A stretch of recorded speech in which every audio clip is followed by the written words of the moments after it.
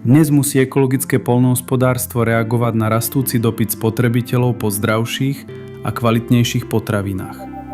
Aby poskytli konkrétne riešenia týchto potrieb, výskumníci v Centre Mondial de l'Innovation vyvinuli novú aktívnu látku – Ocerios. Ocerios je výsledkom jedinečných znalostí skupiny Roulier v oblasti spracovania a zberu morských rias. Boli vybrané rôzne druhy morských rias, ktoré boli následne podrobené unikátnemu procesu extrakcie a koncentrácie.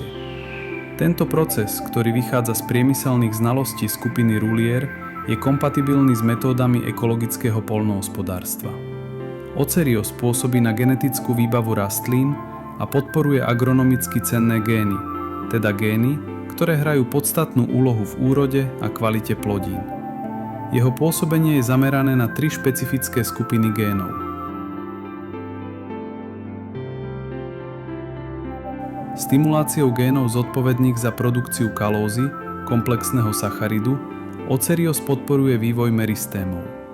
Tieto aktívne rastové zóny sa spočiatku tvoria akumuláciou kalózy, základných stavebných blokov bunkovej steny. Stimuláciou meristémov, produkcia a akumulácia kalózy podporuje rast koreňov a listov, ako aj plodnosť peľu. Syntéza kalózy môže byť tiež spustená na posilnenie bunkovej steny v prípade biotického alebo abiotického stresu alebo mechanického stresu, ako je napríklad prerezávanie. Ocerios zlepšuje odolnosť voči týmto stresom.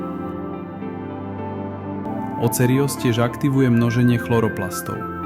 Rastlina lepšie transformuje svetelnú energiu pre aktívnejší metabolizmus, väčšiu produkciu biomasy a vyššie výnosy.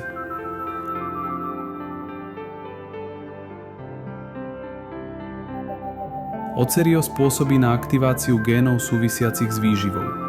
Transportéry makroprvkov a stopových prvkov sa množia, aby urýchlili prenos živín z pôdy do rastliny a ich migráciu do buniek.